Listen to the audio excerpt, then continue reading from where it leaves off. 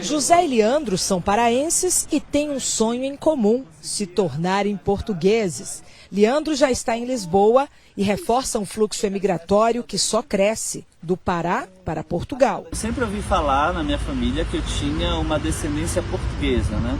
E conversando recentemente com a minha avó, eu descobri que o avô dela, ou seja, o meu tataravô, era português. José, neto de avô e avó portugueses, aqui de Belém, já faz 1000 planos. A vantagem de ser um cidadão europeu é grande, né? O fato da gente poder perder o visto de turista, ficar mais tempo no país, né?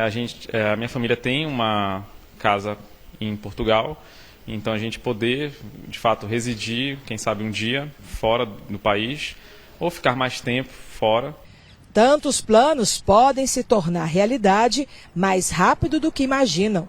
Desde abril, as leis lusitanas ficaram mais simples. Portugal tem flexibilizado o acesso, né, de brasileiros à nacionalidade, aos vistos, ao investimento aqui em Portugal, exatamente por uma política de Estado. É muito importante que os paraenses tenham acesso a essa informação, de entender que isso é sim uma oportunidade, não só de carreira, de trabalhar, mas de investir, né, e de ter realmente essa ligação com Portugal e com a Europa, porque é sim uma prioridade do governo. A maior dificuldade ainda é reunir toda a documentação dos parentes portugueses que naquela época, durante o século XIX, chegavam ao Brasil sem certidões de nascimento ou passaporte.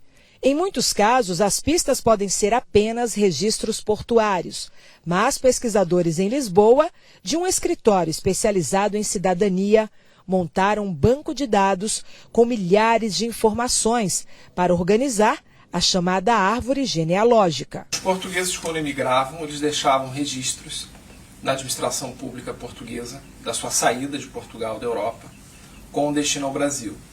Da mesma forma, quando eles entravam no Brasil, produziam registros nos portos e nas alfândegas. A nossa principal técnica, o nosso principal know-how é cruzar essas informações da administração pública brasileira e portuguesa para conseguir rastrear esse movimento imigratório.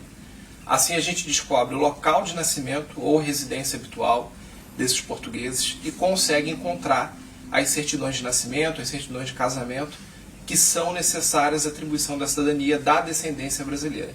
E nunca antes tanto brasileiro quis se tornar português. Os pedidos de cidadania saltaram de 44 mil em 2019 para 58 mil em 2020. Paraenses engrossam o caldo, não por mero acaso. A história confirma essa forte herança.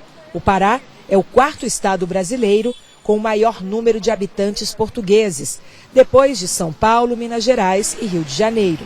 23 municípios paraenses também têm nomes iguais ao do país colonizador, como Belém, Alter do Chão, Aveiro, Faro, Santarém, Bragança. Essa parte da Europa também está aqui na arquitetura. Nos nossos casarões seculares, encontramos uma Belém antiga, sofisticada, imponente. E de cada um deles enxergamos, até hoje, uma cidade que conta a própria história. Construída também por quem veio de longe. Ficou, criou raízes e até um modo de viver especial para lembrar o que ficou para trás do outro lado do mar. Ao redor da cidade mais elitizada, também tínhamos as rocinhas que alguns portugueses trabalhavam. E o que é interessante também dizermos é que todo esse processo vai estar interligado a clubes.